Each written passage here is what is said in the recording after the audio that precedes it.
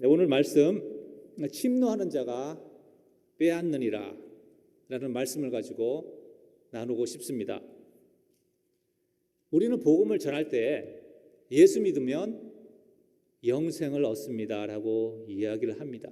그런데 예수님께서 제일 먼저 선포하셨던 메시지가 뭔지 아십니까? 회개하라, 천국이 가까이 왔다. 여기서 천국은 죽어서 가는 패러다이스, 낙원이 아니라 하나님이 다스리시는 나라를 이야기를 합니다. 회개하라, 하나님의 나라가 가까이 왔다라는 것이 예수님이 전하셨던 복음이죠. 자, 영생에 대한 복음과 하나님 나라에 대한 복음, 같은 복음입니까? 다른 복음인가요?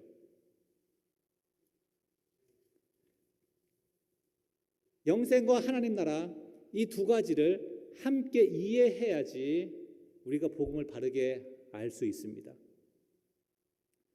이 두 가지가 어떻게 연결되어 있는지 제가 잠깐 설명을 드리겠습니다. 영생은 영원히 사는 것, 단순히 죽지 않고 오래 사는 걸 말할까요? 그러면 저 푸른 초원 위에 그림 같은 집을 짓고 사는 것과 무엇이 다르겠습니까? 영생은 하나님 나라의 통치 안으로 들어가는 것입니다. 하나님이 누구시죠? 사망 권세를 이기신 분이십니다. 하나님 나라의 보호 안에 들어가기 때문에 사망의 권세가 우리를 삼키지 못하는 것입니다. 그래서 영생이 오는 거죠. 반대로 하나님 나라는 우리 안에 있는 생명을 통하여서 확장이 되는 것입니다. 하나님 나라의 목적이 무엇이겠습니까? 그것은 온 세상에 하나님의 생명이 흘러가게 하는 것입니다. 어떻게 해요? 우리 안에 있는 생명을 통하여서 흘러가는 것이죠. 그래서 우리 안에 영생이 없다면 하나님의 나라가 완성될 수 없다는 과장 섞인 말을 할 수가 있는 것입니다. 그래서 이 영생과 하나님 나라는 분리해서 생각할 수 없는 것이고, 만약에 우리가 하나를 소홀히 한다면 그것은 나머지도 영향을 받게 되어서 복음도 왜곡되게 되는 겁니다. 오늘 본문은 하나님의 나라에 대한 오해가 어떻게 예수님을 의심하게 만들었는지 잘 보여주고 있습니다. 세례 요한은 하나님 나라를 오해했습니다. 그는 메시아가 오시면 로마를 몰아내고 다윗 왕국, 하나님이 다스리시는 신정 국가를 세울 것이라 기대했습니다. 요한은 예수님을 메시아로 생각하고 선포했죠. 그런데 이제나 저제나 하나님의 나라가 언제 올까 기다렸지만 예수님은 정치적 해방보다는 병자를 고치고 가난한 자에게 복음을 선포하셨습니다. 요한이 헷갈리는 거예요. 이분이 메시아 맞는가? 그래서 질문을 한 겁니다. 당신이 오실 그이입니까? 아니면 우리가 다른 사람을 기다려야 합니까? 근데 예수님의 대답은 참 우리로 하여금 한 번 더 생각을 하게 해요. 왜 거기서 내가 메시아다 라고 하지 않으시고 어떻게 대답하시죠? 5절에 있는 것처럼 맹인이 보며 못 걷는 자가 걸으며 나병 환자가 깨끗함을 받으며 못 듣는 자가 들으며 죽은 자가 살아나며 가난한 자에게 복음이 전파된다 하라. 이 예언은 이사야서에 있는 예언입니다. 우리가 메시아 예언이라고 합니다. 그런데 사실 큰 그림에서 보면 이것은 메시아 예언이기 전에 하나님 나라에 대한 예언입니다. 왜요? 하나님께서 그의 백성 이스라엘을 포로에서 돌이키셔서 그 땅으로 돌아오게 하시고 의로운 왕 메시아를 통하여서 하나님이 다스리시는 나라를 세우시겠다는 예언이기 때문에 그렇죠. 자, 왜 이 예언을 인용을 하실까요? 요한이 예수님이 메시아인가라고 의심했던 이유가 무엇입니까? 하나님 나라가 보이지 않았기 때문에 의심한 것이죠. 예수님이 이 예언을 인용하신 것은 이런 얘기입니다. 요한아, 보아라. 병자가 고침을 받고 죽은 자가 살아나는 것, 이것은 하나님 나라에 대한 예언이다. 하나님 나라가 이미 임하였다. 이미 시작되었고 지금 나아가고 있다. 그런데 너는 눈에 보이는 하나님의 나라를 생각하므로 하나님의 나라가 오지 않았다고 생각하는 것이고, 그래서 나를 의심하는구나. 이렇게 우리가 하나님 나라가 이미 진행되고 있고 2000년 전부터 시작되었죠. 지금 2000년 동안 이어져 왔습니다. 지금도 진행되고 있습니다. 이것을 우리가 깨닫지 못하면 어떻게 생각할까요? 하나님의 나라는 멀리 있는 거야. 그리고는 이 땅에서 삶에 집중을 합니다. 그러면 십자가의 복음이 거추장스러운 것이 되는 것이죠. 귀찮습니다. 부끄러워하게 되는 것이죠. 자, 그러면 요한은 어떻게 도대체 메시아라고, 예수님을 메시아라고 알아보고 선포를 했는데 어떻게 하나님의 나라를 알아보지 못했을까요? 하는 것이 저와 여러분들에게 오늘 던지는 질문입니다. 그것은 우리가 하나님 나라에 대해 속성에 대해서 모르기 때문이죠. 하나님 나라가 어떤 나라인지 우리가 모르기 때문에 하나님 나라를 알아보지 못하는 것입니다. 첫 번째로 하나님의 나라는 성령으로 임하는 나라입니다. 사람들 눈에 보이는 곳으로 교회를 판단합니다. 큰 교회 무엇인가 있어 보이고 작은 교회는 그렇지 않고, 돈 많고 성공한 그리스도인들은 하나님께서 특별히 사랑하신다고 생각을 하는 것. 2000년 전에도 똑같았습니다. 세례요한이 나와서 말씀을 선포할 때 오늘 읽은 성경 말씀을 보면 너희가 무엇 때문에 광야로 나갔느냐, 결국 이제 세례요한이 광야에서 선포를 했잖아요. 그래서 너희가 나간 것은 갈대를 보러 나간 것도 아니고 권세 잡은 자, 부드러운 옷을 입은 자를 보러 나간 것도 아니고 결국 선지자를 보러 나간 것이 아니냐. 그런데 너희가 선지자에서 뭘 기대했느냐? 너희가 이적을 기대했느냐? 근데 요한은 이적을 행하지 않았거든요. 요한은 아무 사람들을 모아서, 세력을 모아서 그렇게 자신의 가르침들을 전파하려고 노력하지도 않았습니다. 근데 지금 요한의 상태가 어때요? 감옥에 갇혀서 목숨도 위태로운 처지입니다. 그러니까 사람들이 어떻게 할까요? 요한의 가르침에 대해서 관심이 없는 거죠. 그냥 작은 하찮은 선지자에 불과하다고 생각하는 것입니다. 그러나 예수님은 뭐라고 하시죠? 요한은 선지자보다 큰 자라고 이야기합니다. 그 이유가 무엇입니까?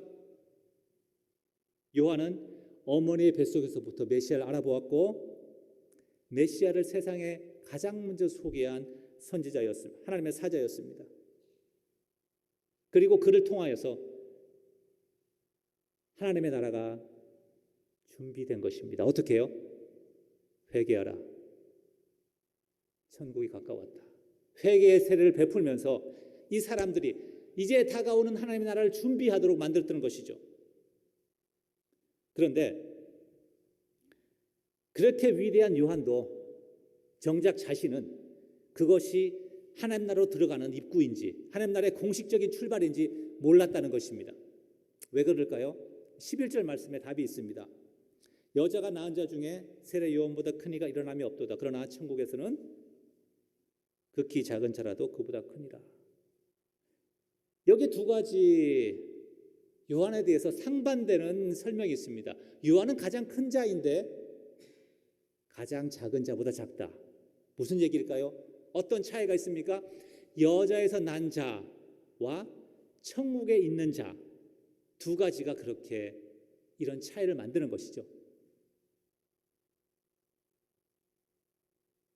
여자에서 태어났다는 게 무슨 말일까요?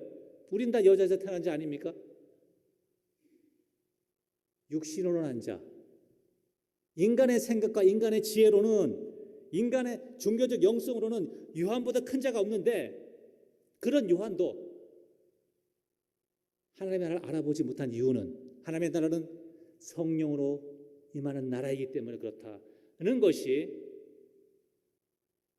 이 말씀의 메시지입니다. 성령으로 거듭난 자는 구약의 어떤 선지자보다 하나님과 가깝습니다. 왜요? 하나님의 아들과 딸이기 때문에 그렇죠. 그래서 천국의 극히 작은 자라도 요한보다 큰 자라고 하는 것입니다. 그러므로 하나님 나라를 우리가 보기 위해서는, 경험하기 위해서는 성령의 충만하심을 받아야 합니다. 우리가 우리의 경험과 육신의 생각에 머물러 있다면 이 땅 가운데 이루어지는 하나님의 나라의 역사를 깨달을 수가 없습니다. 그러면 우리의 믿음은 생명력이 사라지는 몸이 건조한 것이 되어버립니다. 하나님 나라의 두 번째 특징은 하나님 나라는 절대 의존성, 믿음을 요구합니다. 12절 13절 세례 요한의 때부터 지금까지 천국은 침노를 당하나니 침노하는 자는 빼앗느니라. 모든 선지자와 율법이 예언한 것은 요한까지니. 아주 중요한 말씀입니다. 우리가 성경을 이해하는 데 있어서 요한 이전과 요한 이후로 분명히 나눠진다는 것을 말하고 있어요. 요한 이전까지는 어떤 시대입니까? 율법과 선지자의 시대. 요한 이후의 시대는 저 문장을 그대로 받으면 천국이 공식적으로 선포되었던 시대, 천국의 시대라고, 하나님 나라의 시대라고 얘기할 수가 있죠. 어떻게 다를까요? 이 차이를 알지 못하기 때문에 많은 크리스찬들이 아직도 율법과 선지자의 관점으로 복음을 바라봅니다. 아직도 복음의 자유함을 누리지 못하는 것이죠. 왜 세례 요한의 때부터입니까? 세례 요한의 첫 번째 메시지가 뭐였어요? 회개하라, 천국이 가까이 왔다. 이것은 예수님의 메시지와 동일합니다. 그러면서 회개 세례를 베풀어요. 그러니까 많은 사람들이 와서 세례를 받죠. 누가 받을까요? 본인이 죄인이라고 생각하는 사람들은 오는 거예요. 그런데 종교 지도자들로 따라오는 거예요. 그 사람들은 왜 올까요? 왠지 자기도 세례를 받아야지 경건하게 보이거든요. 요한이 뭐라 그래요? 독사의 자식들아, 말로만 하나님을 섬긴다고 하지 말고 사랑으로 형제를 섬겨라. 마음의 회개를 촉구했죠. 그러면서 불과 성령으로 세례를 주시는 메시아 그리스도를 기다리라고 말씀합니다. 자, 연결되십니까? 마음의 회개를 촉구하고 그 다음에 어떻게 하라고요? 불과 성령의 세례, 메시아를 기다리는 것입니다. 우리의 구원이 어디에 있습니까? 메시아께 있다는 사실을 고백하도록 하는 것. 이것이 요한의 메시지였던 것이죠. 그래서 절대 의존성, 하나님의 나라에 들어가는 것이 내가 어떻게 하는 것이 아니라 죄 용서의 은혜와 성령의 역사에 절대적으로 의존해야 한다는 사실. 이것이 하나님 나라의 두 번째 속성입니다. 그런데 나의 목숨이, 나의 운명이 그 칼자루를 다른 사람이 쥐고 있어요. 평안합니까? 평안하지 않죠. 종교 지도자들은 더했습니다. 이 사람들은 본인이 생각하기를 우리는 율법을 잘 지키고 하나님 나라에 가장 먼저 1번으로 들어갈 수 있다고 생각을 했던 자들인데 예수님이 와서 죄 용서의 구원을 선포하니까 싫어하죠. 더욱이 예수님께서 성전을 청결하게 하시면서 이 성전이 무너질 거다 말씀하시니까 이제는 이 사람들이 어떻게 합니까? 이 자를 살려둘 수 없다 라고 나오는 것입니다. 이들은 스스로 죄 용서가 필요 없다고 생각했기 때문에 죄 용서의 복음을 전하는 예수님을, 하나님의 은혜의 구원을 거부했고 자기 스스로 힘으로 구원을 얻을 수 있다고 생각한 것이죠. 자, 이렇게 절대 의존성의 하나님 나라가 드러났을 때 사람들의 반응은 두 가지였습니다. 우리가 복음을 전할 때 반응은 두 가지로 나타나요. 복음을 안 전하면 좋은 관계입니다. 그런데 복음을 전하면 두 가지입니다. 나를 밀어내든지 아니면 예수를 받아들이든지. 절대의존성이 하나님 나라가 선포되었을 때 아무것도 없는 사람들 예수님께 달려왔습니다. 그런데 어떤 이들은 그들을 핍박하며 폭력적으로 저항을 합니다. 그래서 침노를 당한다라는 이 말은 문자적으로 폭력을 경험한다는 것입니다. 그러니까 천국은, 하나님 나라는 폭력을 경험한다라고 이해할 수가 있겠습니다. 자, 결론 말씀은 하나님의 나라를 침노하라는 것입니다. 천국은 침노를 당하나니 침노하는 자는 빼앗느니라. 물론 이것이 폭력적으로 교회 건물을 탈취하라는 것은 아니죠. 생명을 거는 갈망과 열정으로 하나님 나라를 향해서 달려가라는 것입니다. 왜 그렇게 해야 될까요? 품위를 지키면서 사회적 체면도 있는데 점잖게 예수 믿을 수 없습니까? 우리 두 가지 기억해야 됩니다. 하나님 나라는 성령이 임하는 나라고, 또 하나는 하나님 나라는 절대 의존성의 나라입니다. 이 두 가지 모두 우리가 무엇을 함으로써 얻을 수 있는 것이 아니죠. 자, 성령으로 거듭나는 것 40일 금식한다고 될까요? 안 됩니다. 우리가 할 수 있는 것은 회개하고 성령을 기다리는 것입니다. 그리고 성령이 임하였을 때, 성령의 감동이 있을 때 순종함으로 나아가는 것입니다. 성령이 한 걸음 가면 우리는 한 걸음 가는 것이고, 두 걸음 가면 두 걸음 갈 것이고, 성령이 멈추면 멈춰야 되는 것입니다. 믿음으로 사는 절대 의존의 삶. 우리가 열심히 한다고 믿음이 강해집니까? 열심히 하는 것과 무엇인가를 의존한다는 것은 서로 반대말이죠. 내가 할 수 있는 것이 무엇입니까? 그 상태에서는 내가 지금 열심히 하는 것, 덜 열심히 하는 것입니다.